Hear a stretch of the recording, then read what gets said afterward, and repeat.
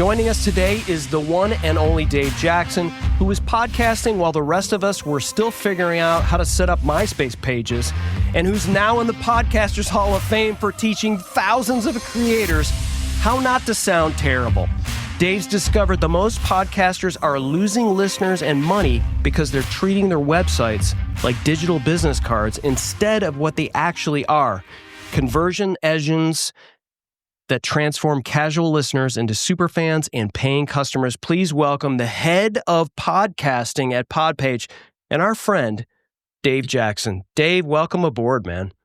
Gentlemen, glad to be here. I got to tell you, your opening riff, as a guitar player, it's hard. I finally just was like, screw it. It's in C. I'm going to figure that. I'm like, I am playing that the minute we're done here. It's just one of those where there are certain things as a guitar player, you hear that, and like every gene in your body's like, must play riff now, must play riff. And I'm like, I can't. I got to talk to Jim and Chris, but I will be doing that later. Amazing. And there's a ton of folks here that are in the chat. Welcome here. Make Anything Easy saying woohoo. Make Anything Easy. We haven't seen Jeff in a minute. So Jeff, thank you for coming to the show. And of course, James Hicks, Dr. Hicks, the perfect timing since I was he just asked you about this show earlier. Yeah, Dave, you do a ton of stuff, and playing guitar was something like when I first, went to Podfest and I was like, hey, wait a minute, that's Dave Jackson up on stage playing a Santana song at a podcast conference.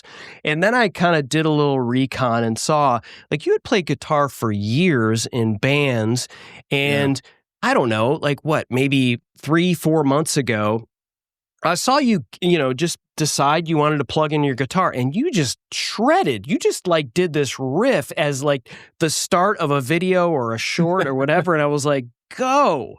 How long have you played, man? I tried to play when I was 5, but my fingers were too small and I was left-handed. And so I had a little plastic guitar and that didn't work. And then my brother, who played the guitar, strung the guitar upside down. And so because all the books were made for right-handed people. So it was trying to learn how to play the guitar in a mirror. And so I remember one day I was in first grade, I could not find a baseball mitt anywhere, and I could not find scissors. And I just went, all right, enough of this. I'm not going to be left-handed. And I just quit. So, I was writing, I don't remember what I was writing with back then, but I was just like, I'm just done with this, which actually turns out to be really good if you want to play the guitar, because your left hand is the one that does all the noodling. And so I picked it back up when I was about 11 and played, the classics, Jimmy Crack Corn and I Don't Care and She'll Be Coming Around the Mountain. And my brother's playing AC/DC stuff. And I said, I want to do that stuff. And he showed me these things called bar chords, which means you can play chords all over the neck. And he said it was weird. He goes, I showed you 2 chords. And he goes, and I came back in a week and you were already better than I was. And it was just a case where it's weird. I can hear something and kind of go, I guessed. When I heard your intro, I go, I think that's a C. So I don't have perfect pitch, but I'm pretty sure, I know the last 2 are B. I know the riff without playing it. So there's that kind of thing. And my first gig, I think I was 14. And, my mom was cool enough to where we had the station wagon, green with the brown paneling on it. We threw all the gear in there, and me and my buddies went over and played a pajama party. And so, you push the couch out of the way and there's 9 girls in their pajamas. I think I made $10 playing some Tom Petty. Big money. And I was like, that's it. I know what I'm doing. So over the years, I've just been doing it. And then the last band I was in was just a case where, number one, they called me Reverend Jackson because I was the only person in the band that didn't have at least one, because most people had 2 DUIs. And it was one of these where it was hilarious. When I joined the band, the drummer had a bracelet on his ankle. So that was kind of fun. And we got gigs because the bass player was on the radio, but way upper North Ohio, 107.5 The Fox. And so he would get gigs at places where he would do like live appearances, but we would literally show up and play to like 3 people. And it was like, this really isn't that much fun. And the lead singer moved to Florida, and that was the end of that. But and that was, I don't know, probably 10 years ago. So, and now it's funny because when I call, I've tried to get back in other bands and be like, electric blues band looking for guitar player. And I'll call and they'd be like, great. And then I'll see in the ad where it's like 25 to 35 age. And I'm like, oh, geez.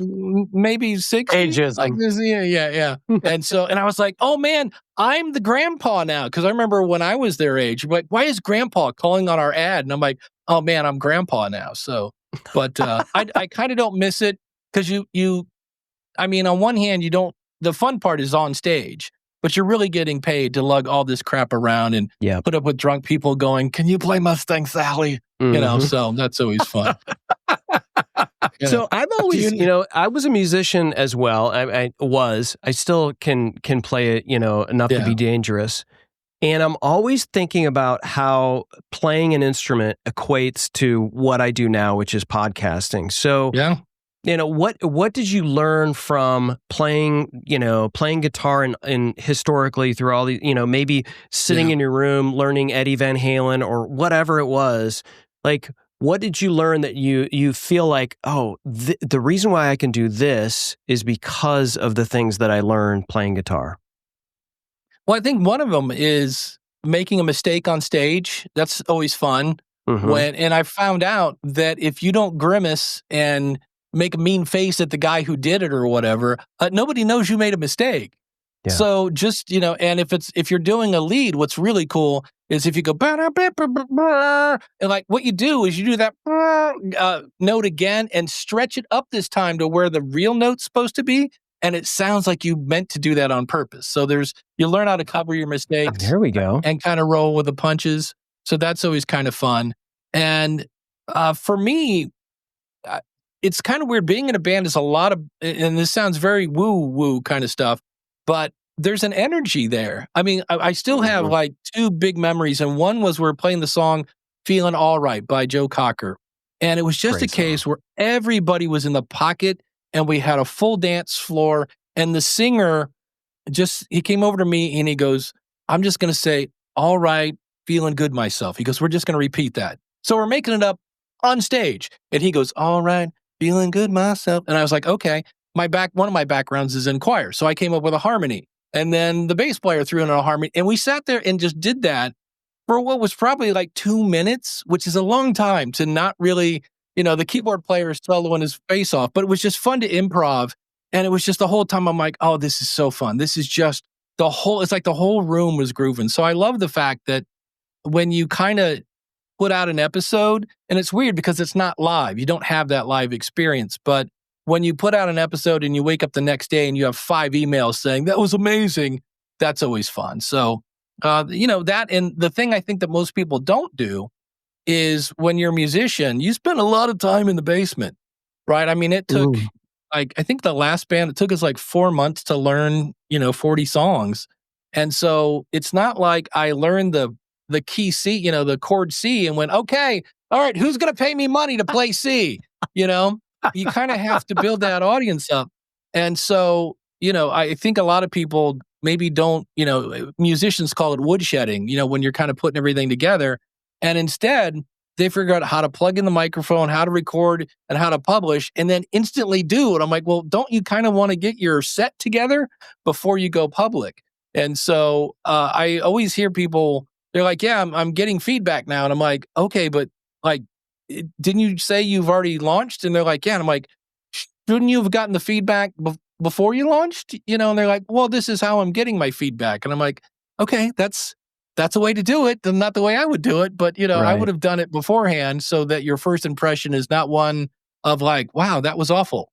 Yeah, so that's something I've learned from musicians. So do you feel like though, like there's that balance of starting messy, right? Or start ugly from our friend Chris Kermitzos and then just sort of learning from failures, fail fast and sort of get through that stuff. Because I think a lot of people kind of get stuck with that moment of like, I need to put frames around this, and I'm watching all these, YouTube videos of podcasters and all this thing, and they compare themselves to these people, and they never start, or they start and it doesn't happen, immediately, like it doesn't happen for everybody immediately, and then they quit. And so there's that balance of, you got to start a little bit crispy around the edges, because you don't quite know, right? But at the same time, you don't want to start like with a phone in a basement either. Like, how do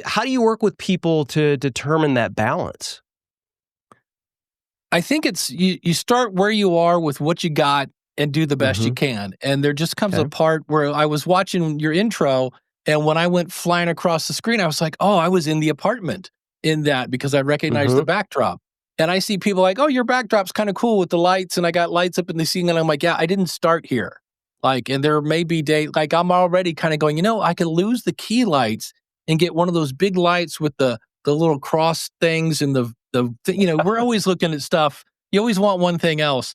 And so you kind of start with what you got, get it to the best you can, and kind of go from there. Because otherwise, you're right. You can just never launch. I've had people that didn't launch because they couldn't find the right music. And I was like, oh, come on. Can't we, can't we find something that's close enough to, be okay? And they're like, no, it's really got to be this or that. I'm like, okay. And then they just never find the right thing. We'll get right back to the show, but first, I wanted to tell you about the School of Podcasting, the #1 place to learn about podcasting, brought to you by the amazing Podcast Hall of Famer, Dave Jackson. I'm a member, and it's a fantastic place for podcast courses, a super helpful podcast community, and unlimited, that's right, unlimited podcast coaching. The link to check it out is here in the show notes, or you can head on over to sop.dealcasters.live and tell Dave that Dealcasters sent you. Now back to the show. Yeah. Wow. So we're gonna pivot into the whole reason why we had you on this podcast, Dave, is you obviously have a ton of experience in the podcasting space, and when I got into it years later, it was like one of those things where you can create a podcast and you have a podcast host, and that podcast host gives you a website, right? And you're like, oh, well, that's interesting. So Captivate, Libsyn, all the podcast hosts will give you a website that has your podcast on it, right? And Jim and I were somewhat specialized because we had the Amazon thing going on, and we were trying to drive people to the Amazon place. But after a while, it was just sort of like, why are we driving people to this space that maybe somebody else owns, as opposed to what our own, sort of thing is? It's outside of just Amazon. And so I wanted to start here with the whole conversation regarding podcasts and websites. Is like, so when a podcaster says they don't need a website because their podcast is available on Spotify or their podcast is available on YouTube, what's your reaction to that? Yeah, I mean, my favorite is if we go back to Facebook. I remember seeing television ads for, build your website on Facebook. Just tell your friends to go to facebook.com/ Chris and Jeff. Well, okay, but then I've been kicked out of my own Facebook group. I went in, I do a thing every Friday called Lunch with Dave, and I said, hey, Lunch with Dave starts in 20 minutes. And I was banned from my own Facebook group, and it took me about a month and a half to get back. So there's that. If we go way back in the day, mp3.com was bigger than Facebook back in the day. And I'm sorry, back in the day. And but there were musicians that would be like, oh, just go to mp3.com/Dave. And they had all these people going there, and they were, making some money on that. And then people uploaded things that they shouldn't have, and they got sued and sold and sued and sold and sued and sold. And it's nothing now. And if you didn't have some sort of newsletter or something, all these people are like, I wonder what happened to Dave. So, and then there are the people like, I'm just going to use Linktree. And I'm like, okay, that's a strategy, but there's just zero SEO. And I recently was working on a project and I was asking people, hey, we'd like to maybe partner with you. And they'd be like, oh, yeah, I do this. This would be great. I'm like, great. Where's your website? And they'd go, I don't have one. And I'm like, oh, okay. Because again, that's a thing. And I'm like, how do you get business? Because I'm kind of politely not wanting to go, you don't have a what? What year is it? And and they'd go, oh, we just kind of operate on referrals. And I think, so obviously you're doing really good work. Just think how much more work you would have if, instead of like, oh, here, let me write down his email address for you. And then it's on a piece of paper that they lose or whatever. It's just like, so, when people go, just anything. And if you think about it, whether it's Buzzsprout or Captivate, all those websites from the media hosts, they're not bad. They're a great place to listen and follow the show. Yeah, that'll work. And you're like, okay, great. And if I want to have them sign up for my newsletter, not really. Okay, and if I want to sell my book on that, well, kind of, you can kind of hack it. Okay, but what if I wanted to, import my reviews? No, not really. So it gets you in the game, which is good because then you can be found. But it's when you're like, okay, well, I'm ready to, take this a little more seriously. And that doesn't mean Linktree or anything like that.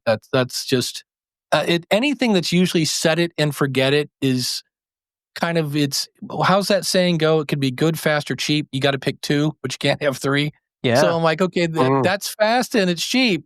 It's just not very good. Well, so, isn't like Linktree and some of these other things are more like a response to Instagram doesn't allow you to put links in stuff, right? Or Twitter or whatever. So here's something where somebody can like click on this and then they get all of your stuff. But who actually is really clicking on that stuff? And then you're still, not only are you building on rented land, you're actually building like a rental on a rental. Like like what happens if Instagram just decides to wake up and go, like, you can't do a link anymore here? It's like now you've invested all of this, which you think you're getting search engine optimization in, and it was really only built for one social media platform as opposed to something that you control, that you can drive listeners to. Yeah, and it's one of those words like, well, it's just so simple and easy. And I'm like, okay, but can you like write something in Microsoft Word? Yeah, well, then you can build a website. It's really not that, type new, write in, call it about, write in your bio and click save. There you go. And now let's make our, it's really not that hard. So I always kind of like, why are you doing that again? Oh, just, or they'll see some big influencer. Well, the big influencer already has an audience and maybe they don't need that. But again, they could have a bigger audience, if they had an actual website. So it's, we all have our own little quirks and, but to me, I'm like, you're just missing the boat. It's really not that hard. So this makes me, when you talk about this makes me think about like one of the struggles that when people are talking about this in particular, they think that building or having a website built for them is, number one, difficult to do, and number two, expensive, right? Mm-hmm. So they think like, I don't know how to do this. And when I Googled and I looked at Squarespace or Wix or whatever, it just even though I don't know how to do a WordPress website or any of that kind of stuff, they think this is more mind junk to keep people from creating and doing and building their show. And so they just don't do it because they think in SEO and the witchcraft and all of that stuff, like, am I getting found? All of that stuff, it keeps them from doing it. But what I found, and what, Jim and I, use Podpage to, for our website because A, it's easy. And number two, it's not that expensive. And like, that was the thing that drove me to it, was like, okay, this is somewhat quick, really professional, and doesn't cost me an arm and leg. I'm not paying thousands of dollars to somebody to build my website. And then here you go, here's the reins. And now you got to learn WordPress to figure out how to change things on the fly. So if we could, let's talk a little bit about how Podpage helps solve these issues that you're talking about.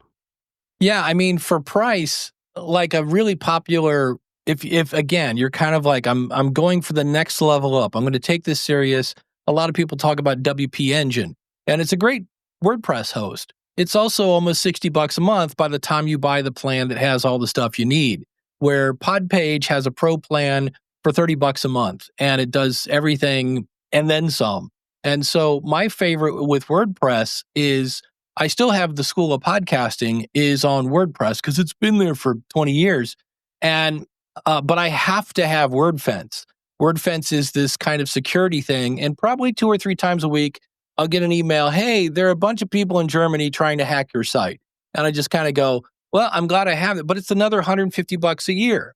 So, you're like, well, that's what, 10 something a year. And then, okay, but then I want, I forget the name of the one plugin I have for sharing stuff, but it's like another $50 a year. And then I use this other special plugin because it turns out free plugins, while many of them are phenomenal, many of them then don't get updated because the guy's like, I'm not making any money at this.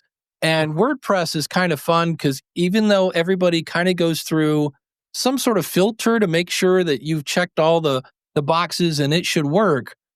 We'll get right back to the show, but first I wanted to tell you about Social Media News Live. Jeff C. and his amazing guests will keep you up to date on what's happening in this entire changing world of social media. They talk with industry experts and innovators and creators about the latest social media news, tips, and tactics, and they broadcast live, so you can ask the questions that matter most to you and your business. Jim and I love this show, and we know that you will too. Head over to socialmedianewslive.com. Hey, tell them Dealcasters sent you. Now back to the show. That's just not the way it is, because not everybody updates their software and they're on the wrong PHP or whatever it is and that whole 9 yards. So it can be a bit of a mess at times.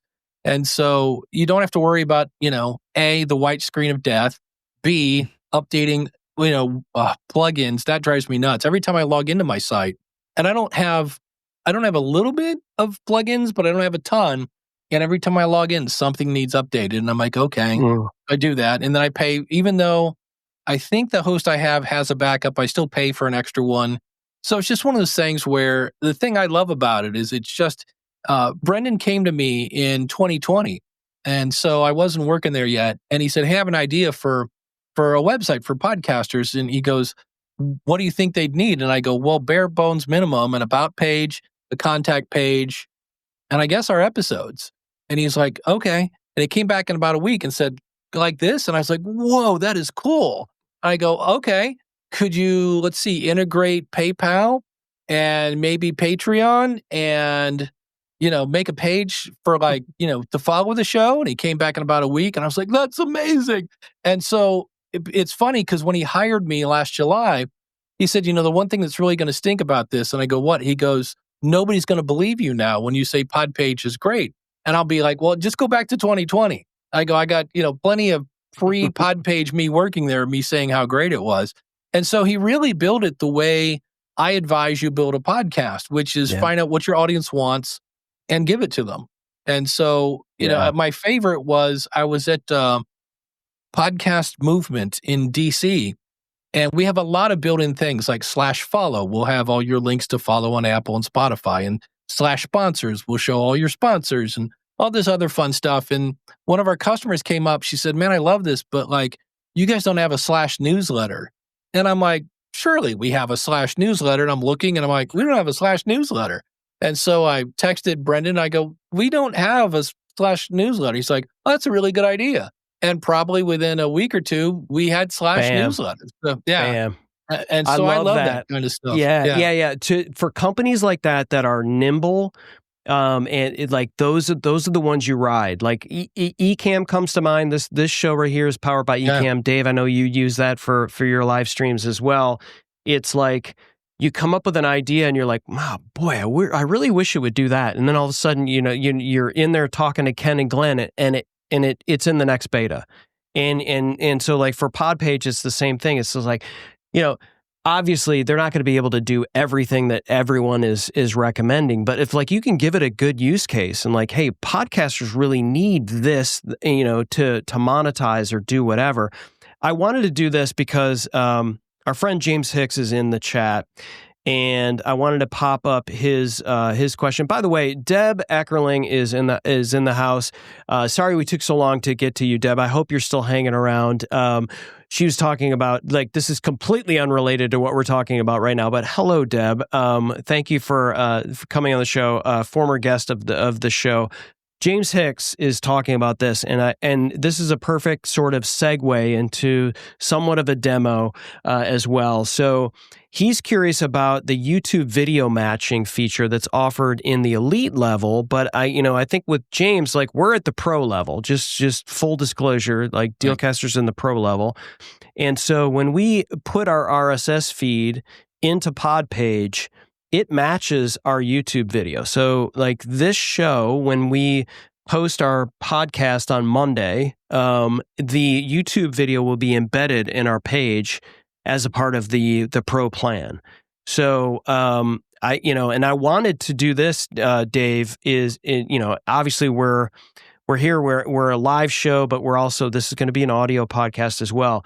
But I wanted to do this just to kind of show everybody that's watching, and I'm going to be as descriptive as possible. Dave, please help me out too and be as descriptive as possible when we're doing this.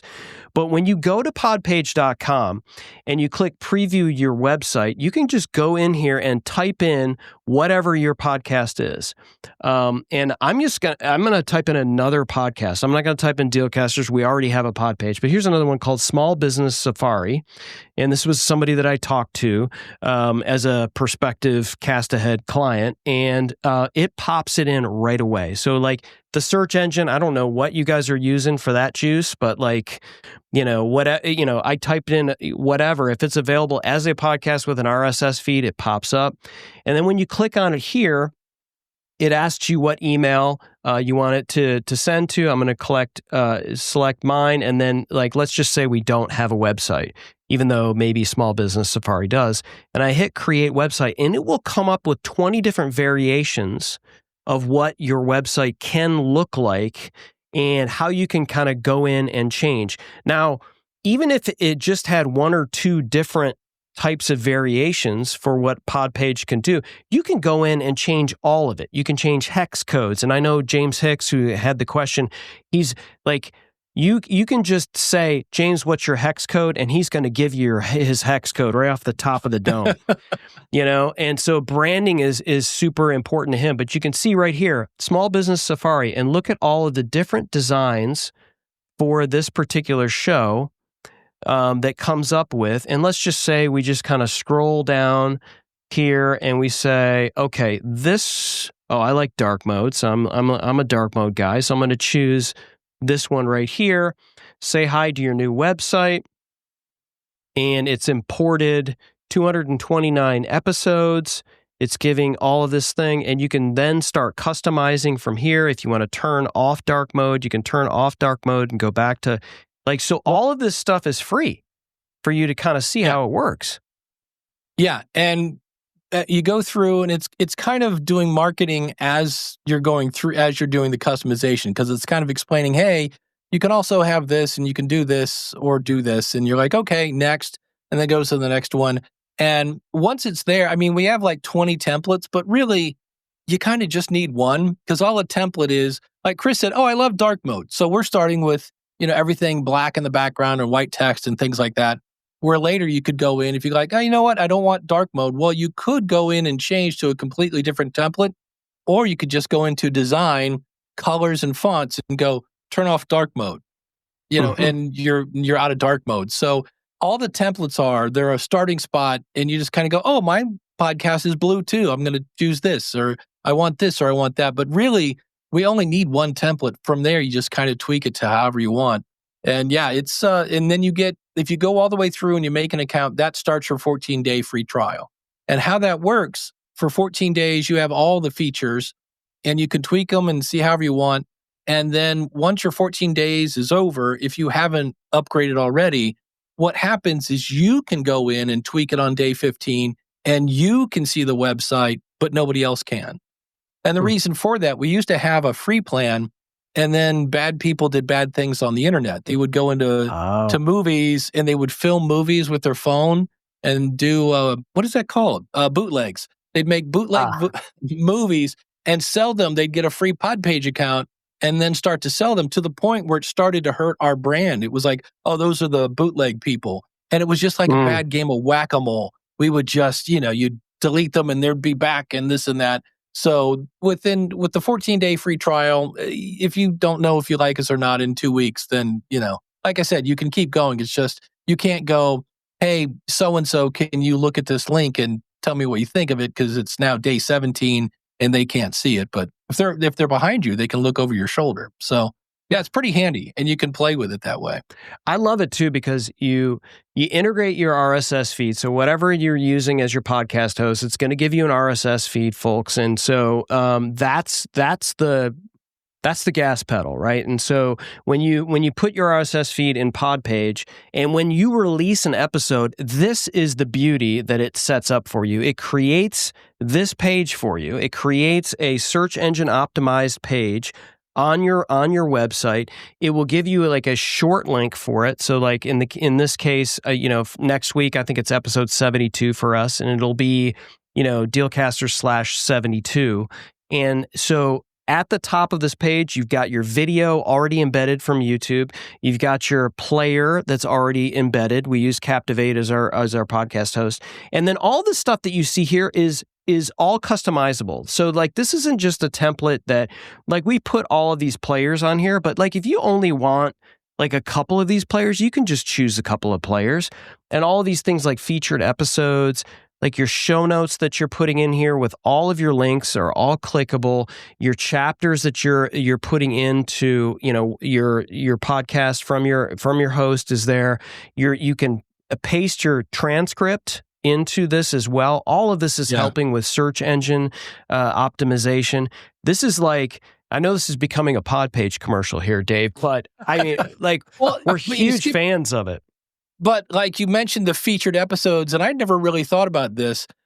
When somebody finds your website for the first time, there's a party that goes, oh, I hope they found me when I had a really good episode as my latest one. Well, why not go into your media host, see what your most popular episodes are, and maybe put those at the top, so that when somebody shows up, they're going to find your best stuff. How do you know it's your best stuff? Because it's got the most downloads. And so that's something I never really thought about that. And then you mentioned, if you put in your episode number into the episode field, and whoever, again, you're using Buzzsprout or Captivate or whoever, we automatically make that short link. So that way, if this is episode 73, I can say, hey, everything we talked about, all the microphones, all this, all that, you can find everything at yourwebsite.com/73, and we automatically do that. Now we redirect to the page that actually has, the typical SEO friendly this -word -this kind of thing. So that's still there for your SEO, but we automatically make that short link to redirect to the SEO one. That way, again, it's number one, it reinforces your brand. All that stuff. We have a built-in survey, and it's all, instead of saying, oh, go to mattressite.com/Dave, or go to, whatever, insurance place / SOP27X5, you just go to mywebsite.com/sponsors, and everybody's on one page. We'll get right back to the show, but first I wanted to tell you about Stream Like a Boss with the amazing Tanya Smith. Whether you're a coach, consultant, or creator, Tanya's got that magic to turn your live streaming skills into a powerful lead generation engine, transforming those chirping crickets into cash-paying clients with a revolutionary boss framework. The link to check it out is here in the show notes, or you can head on over to streamlikeaboss.tv. Hey, and tell Tanya that Dealcasters sent you. Now back to the show. And so they might actually go over for sponsor number one, but then they go, wait a minute, with this Shure microphone thing, and then they click on that. So you're sending more traffic to your sponsors, so that when it's time to renegotiate that contract, the sponsor's like, where do I sign? You guys keep sending me more traffic. Yeah, so one of the tips you gave me as a member of the School of Podcasting, which we should mention, as well, is is it Fathom Analytics? Is that right, or is it? Yeah. So Fathom. There's two Fathoms. There's a couple out there. Well, there's Fathom, the video thing that ties into Zoom, Right. And then there's Fathom Stats at usefathom.com, or check the show notes for Chris and Jeff's affiliate, I'm assuming, maybe. Mm-hmm. If not, you should be. There's another one, Plausible. Whatever you want. Because, I mean, nothing against Google Analytics. They will tell me what my visitor had for lunch last Tuesday on a full moon. Sometimes I just want to know what's the most popular page on my website. Yeah. And so I like Fathom Stats, but there are alternatives. And some people just hate Google. They're like, I'm not going to give Google any more of my information. I'm like, okay. So right, but I mean, we put a blog on our pod page. So like, so obviously our podcast goes in there, but like we also do product videos. We'll also do, like demonstrate the PodTrack P2, which we talked about earlier, things like that. And I'll do a blog post and put it on our pod page, and then I'll go and I'll look at our analytics and I'll see there's a bunch of people that are hitting our website.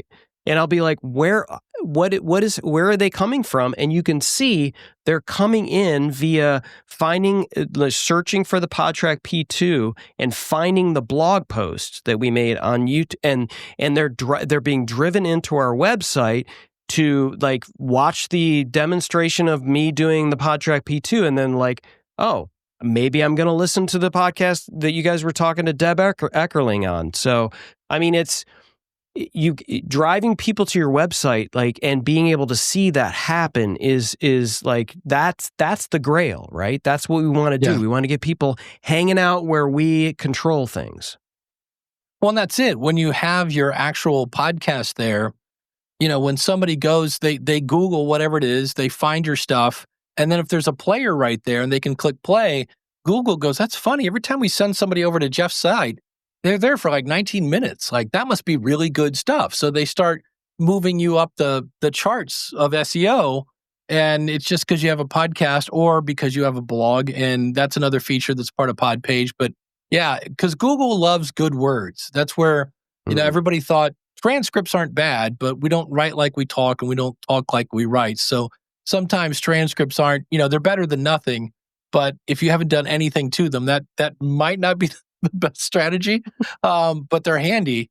But yeah, it's and anytime somebody comes up with an idea, it's like, oh yeah, that's not because a lot of people want us to be a media host. We're not going to compete with Captivate.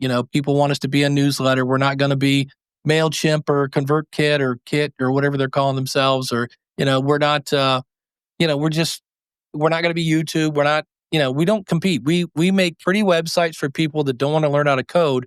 And then we just integrate with everything. So if you're on Patreon or Thinkific or whatever you're doing, we can easily make a link to that. Okay, so that was, I'm glad you brought that up. It's an excellent segue because, profit from your podcast, you're always getting asked about monetization. And so, from a monetization standpoint in PodPage, if I'm someone that's like, okay, I have to have a podcast website. I've waited on this too long, but I also know that I'm paying X amount to do this. Can I use this to, like, what are some first steps, I guess, to get some monetization going? Is it like get a buy me a coffee link on your pod page? Is it like, what are some, like, maybe some easy quick win strategies for somebody that is starting their website and people hit their page and they are listeners and they want to know how they can help make this podcast profitable? Yeah. So figure out what's a pain point for your audience. And it doesn't have to be War and Peace. Maybe a page and a half. Come up with some sort of little lead magnet. And you can do that in Google Docs and then save it as a PDF. And then you can sign up for Kit for free. They let you have, I think, 1,000 members for free. Mm-hmm. And you can basically go over and make your little lead magnet, copy the code. This is as nerdy as it gets with PodPage. You copy and paste. So copy and paste the code for the sign up form. You go into PodPage and say, I want to create a mailing list. Oh, I'm using my own. Here's the code. Save. And now when people go to your website, they'll see here's my first name and my email address.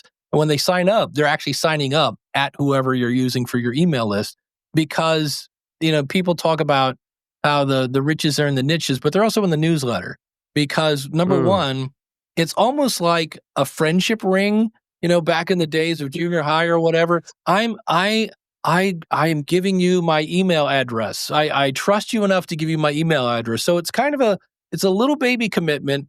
And those are the people that when you say, oh, by the way, I've got a new book out, you can sign up here. Or these are the people that you can say, hey, I'm thinking of doing this topic in the future. What do you think about it? Like this can be your focus group because they've already said, I want more information from you.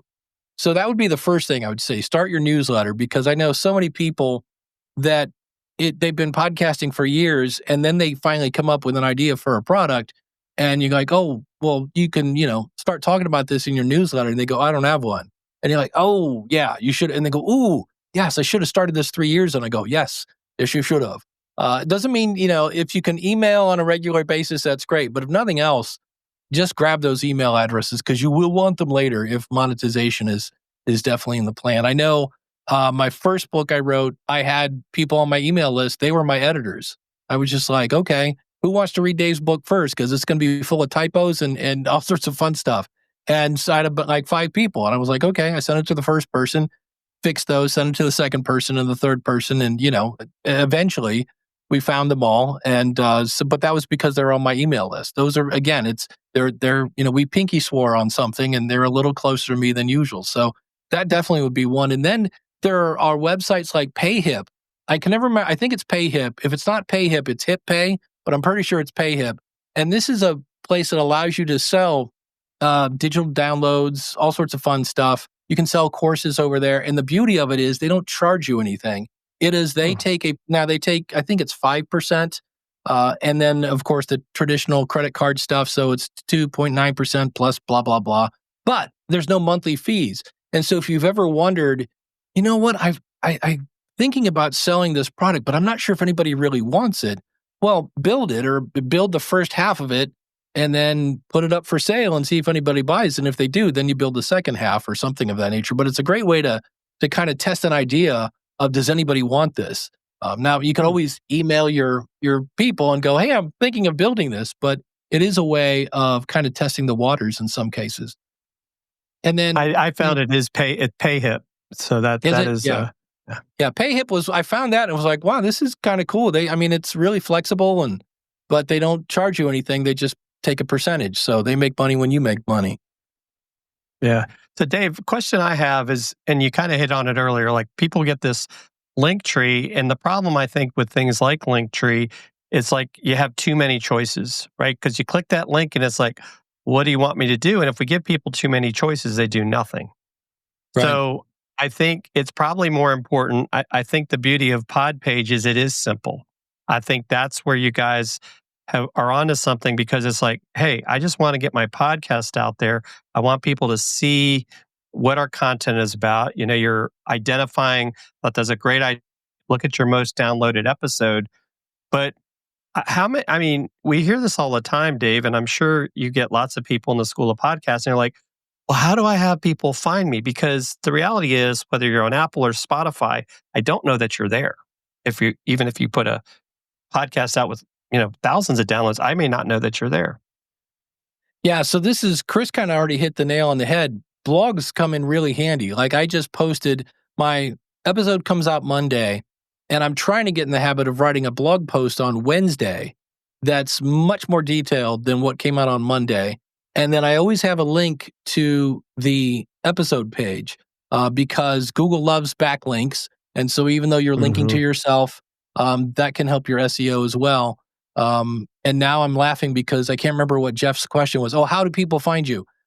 So there are things like Uber Suggest is a tool I use it's a guy named Neil Patel, who's a giant SEO guy that's not as expensive. Like SEMrush and a bunch of other these things are like, they're big bucks. And this, I think there's a lifetime deal on it.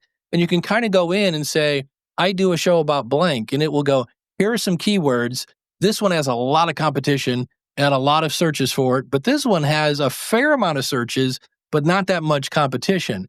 And so it's not a case of hitting home runs all the time because it's hard, because now I'm competing against Wikipedia and Reddit and all these other sites that just crush in terms of SEO. But if I can find one of these kind of niche keywords that gets a fair amount of searches, but they don't have a lot of traffic because everybody's going for the home run, that's how I kind of at least that's my strategy. Let's find I'll go for a double and a triple all day long, and let you guys spend, insane amounts of money trying to rank for those upper keywords. We're going to get right back to the show, but first I wanted to introduce you to the amazing Cloudlifter CL1 from Cloud Microphones. This amazing little blue box boosts your dynamic podcast mic signal for pristine audio quality in just seconds. Jim and I love ours, and you can snag one of these CL1s or new Cloudlifter X's for yourself from the links in the show notes below. Elevate your audio content with the Cloudlifter. Now, back to the show. Dave, you touched on this earlier, and this is, I think, one of the, in my opinion anyway, one of the great differentiators of being able to use Podpage as your podcast website is the survey function. And I think for years, and you know this because you podcasted since, the microphone was invented, and you would sit there in your basement and record whatever the episode was, and you'd throw it over the fence and sit and pray and hope like it resonated with people, right? And there was really not like functional ways of being able to communicate with your audience and build community and all of that. And I wanted to just kind of roll it over to you and just kind of talk about the survey functionality that Podpage fairly recently launched and sort of the benefits to podcasters utilizing that. Yeah, if I go back to, there was a time when Best Buy had all sorts of competition. It was Hyperstore and a bunch of other ones and CompUSA. And I remember CompUSA probably had the best prices, but the absolute worst experience. You would go in, you would say, I want that computer. They'd go, great. And you'd give them a piece of paper. And then they had to go get, Steve to go back to the back room and he's going to find you. And then meanwhile, you're just like, all right, well, it's been, 14 minutes. What happened? So consequently, they were one of the first to go out of business because it was a horrible experience. Whereas if somebody had said, why don't you come to CompUSA anymore? It'd be like, because it's a horrible experience. And then you get a chance to remedy it. I remember once I went to a restaurant here in Akron, Ohio, where I live, and I loved their bread, and they brought it to me, and I took one bite. It was like, ugh. And and the waitress came back over. I go, there's something wrong with this. And she said, oh, they forgot to put the salt in the bread. And I go, okay, can I get some salted bread, please? And so she did, and everything was fine. So I scratch my head because somebody will say, well, I'm trying to grow my audience. And I'll be like, great. What did you learn when you did the survey? And they go, what do you mean? And I go, there's a survey built into, Podpage with questions from Tom Webster, and they're like, oh, I didn't even know it was there. But even then, after they know it's there, I'm not quite sure why. Maybe because we're afraid if we put it out there and say, what do you think? That it's all going to be negative. Right. And from my travels, it's rarely all negative. It's like, oh, I love this. I love this. I love this. This could use a little work. And it's funny because if you ask any podcaster to quote their 1-star review, mine is a horrible show for a horrible product. I can quote that. Now, ask me to quote a 5-star review, can't think of one. We love to focus on the negative stuff, but the best way to find out, why aren't people listening longer than 38% when I check my Apple stats? Well, I don't know, maybe ask the people that are listening. It's really not that, it just, one of my backgrounds, when I got out of college first, I was a copier technician. And when you walked into the building where I was employed, there was this ginormous neon yellow sign with giant black letters that just said constant improvement. And that was our mantra. And so I've always just thought, I can always make this better. I can always make this better. And one of my favorite people on the planet is Steve Stewart.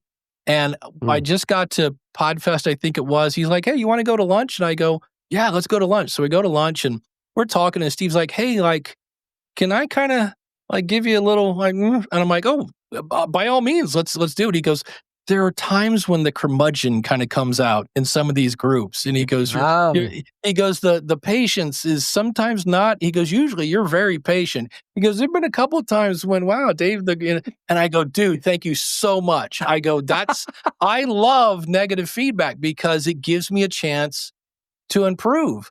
Because if we go back to the restaurant, kind of analogy here, how many times have you gone to a restaurant and the Coke is warmer than your burger? You're like, ugh, and then you're checking out and they're like, how was everything? And you're like, oh, it was good.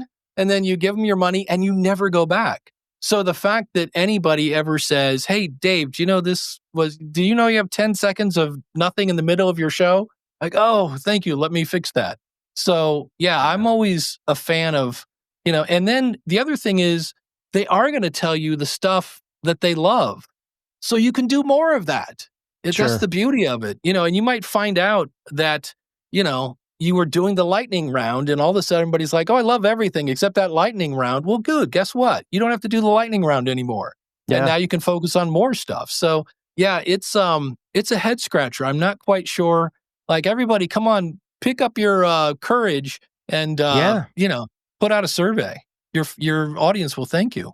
Well, yeah, it's like, the worst bosses I ever had were the ones that just said, hey, Chris, you're doing a great job. 5 stars, just keep doing what you're doing. And I'm like, really? Like, you don't have anything that I could do to improve? Like, and so I think it's that whole leadership thing. It's sort of like, if you want your thing to improve, you've got to surround yourself with people that you trust that will tell you how you can improve. And be ready for it, right? I think sometimes, Dave, maybe some people just aren't ready to hear the honest truth in order to get better, right? So if somebody were to say, well, like Jim and I, we have this partnership, and Jim will say, hey, Chris, you say whatnot too much, or, and you got to work on that, or I'll say to Jim, like, I'm not going to embarrass Jim, Jim, you got to put your shirt on during a live stream, whatever. Right. And so, but we do that because we want to improve the show and we want to improve each other. Right. And so I think if you have somebody that's a listener, that's a fan of School of Podcasting or whatever, and you say, hey, do you guys like this? Do you not like this? Because you don't really know. That's why you're asking it. And you might get feedback. You're like, holy crap, I didn't even know that this was a clunker. Nobody is going to tell you that stuff outright. This isn't Yelp. You're not going to get all of these people showing up and giving you all these bad reviews. You got to ask for it. And it's so important. Yeah, it's one of those things. If I ever meet somebody and they go, oh, I listen to your show. I'm like, oh, great. And I'm like, well, you know what's coming. Why do you listen to my show? And they'd be like, oh, I always learn something and you're kind of funny. And I'd be like, great. What do you wish I would change? And then I just shut up. And there's this awkward silence. Yeah. And sometimes if you let it go long enough, they'll go, well, that thing with the cat. I remember when I used to have spots where my cat would interrupt. Yeah. And they'd be like, I'm not really a fan of Bernie. And I'm like, okay, good to know. No more Bernie the cat, or just at least, and if I was in front of you and I had something to write down on or pull out my phone and take a note, the body language is saying, hey, I'm listening. This is important. Whatever's going to come out of your mouth, it's important. And so I'd always just listen. And on occasion, I'd get somebody that would be like, well, this is kind of that. And I always start off it's kind of a joke. I go, hit it, ladies. And then my intro music comes in and somebody found that offensive. And I was like, okay, all right. Well, there's a name for you. It's called Not My Target Audience. Okay, good. Thank you. So, we're going to get right back to the show, but first I wanted to tell you about the game changer for your audio setup. Of course, it's the one and only Shure SM7B microphone. This iconic beauty is a go-to for top-notch podcasts. You've seen it on streams. It's the perfect microphone for any environment. You don't need a fancy studio. It's got built-in protection that handles background noise like a pro. Jim and I love ours, and you can level up your audio game today. Just check out the show notes for the links. Now, back to the show.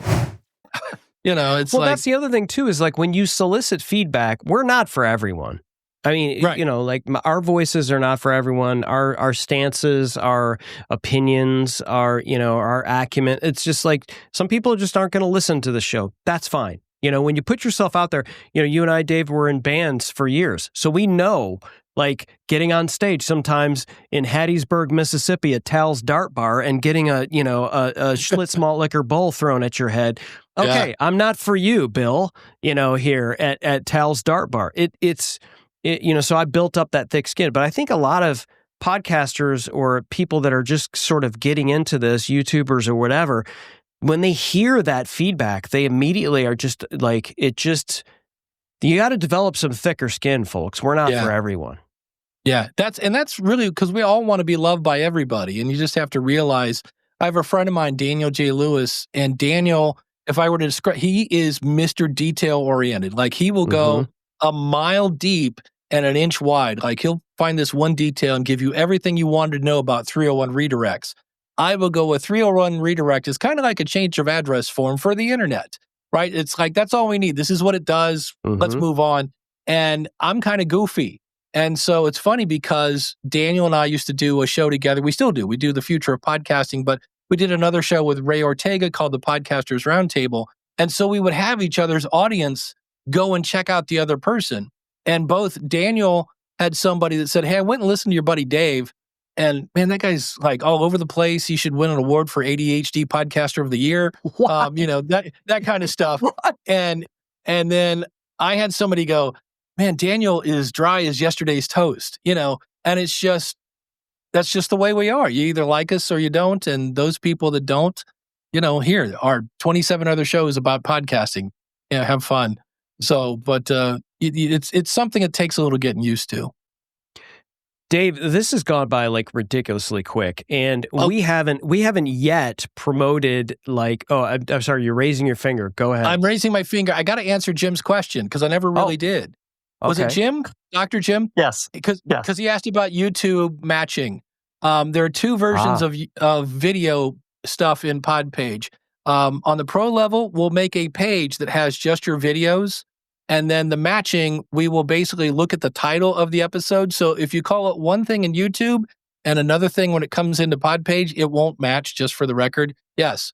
So the YouTube matching feature looks for the episode titles and says, oh, that's the same thing over here on YouTube as it is here. And it will actually add it to the episode. It dawned on me at the end of that answer. I'm like, I don't think I ever answered James' question. Wow, so, you have an incredible memory, because I was ready to move on there. I was like, that felt like yesterday. I just didn't want James going, speaking of not liking people, that guy never answered my question. All right. Continue on. You were saying how this flew by. No, this is absolutely flew by. And we didn't at all talk about School of Podcasting, which, full disclosure, I'm a member, and everybody's heard previous episodes where I say go to sop.dealcasters.live, and that will get you to School of Podcasting. That's an affiliate link. So you heard me, FTC. And this is a fantastic community. I can't wait for the call tomorrow. I wasn't able to do it last week, Dave. I was traveling for a family wedding, and it's a great community where we share about how to grow each other's shows, and unlimited coaching with the gentleman on your screen. Yes, unlimited coaching. I've asked the most random podcast questions of Dave Jackson, and I get an answer like within hours. It's a fantastic community, and just amazing value. So go to schoolofpodcasting.com. And then, of course, we talked about podpage.com. Dave's the head of podcasting there. We set up Small Business Safari, so that was pretty rad. And then, of course, every Saturday at 10:30 Eastern, this is the place to be. It's Ask the Podcast Coach, and you can go to askthepodcastcoach.com. Just go to YouTube. You're on all the tubes though, Dave, right? So, but like the chat in YouTube is pretty fun. Every Saturday at 10:30, you and Jim Collison. I mean, I don't know how much planning you guys do every Saturday. I feel like you guys have you've got some questions that were asked, or asked via Reddit or whatever. But for the most part, it's like this is generally where it's going to go. But sometimes the chat takes it in all different directions. People join live. It's incredible. Yeah, it's interesting because I'll go out to Reddit and the podcast movement and Podfest all the different Facebook groups, and I'll look for questions, and it's kind of hard to find some that aren't the same. How do I start? How do I make money? How do I grow? What's the best microphone? Now, I'm looking for something maybe a little outside that. Can I play music in my podcast? Those things, which is kind of hard, but it's always interesting because those are the weeks when I'm like, well, I've got 2 questions. I hope the chat room has something. And the chat room is always amazing. There've been many times when I've looked at Jim, I go, you got anything, Jim? And he's like, not really. And I'm like, all right, come on, chat room, and they do. They come in for us every week. So it's always fun. Yeah, great time. Awesome. Dave, this has been amazing. Thank you for making our show better and for saying yes for the second time of 5 coming years. aboard. What's that, Jim? The second time in 5 years. Second time in 28 years, for coming aboard, Dave. Dave, I'm going to let you have the last word, sir. Anything you want to say in order to send us off and, related to podcast websites or, playing guitar or your love of King's X, the floor is yours, sir. Yeah. Oh, first, thanks for having me back. It's always fun hanging out with you guys. I appreciate the opportunity. Thanks to everyone in the chat room for coming out live. It is so much more fun when there are actually people in the chat room. And if you like what you hear about Dealcasters or the School of Podcasting or anything we talked about tonight, please go tell someone because that's how podcasts grow, word of mouth. So, and a little tip of the cap to King's X because they're one of my favorite bands. Go tell someone. Ladies and gentlemen, as always, don't fear the gear. Thanks for listening to Dealcasters.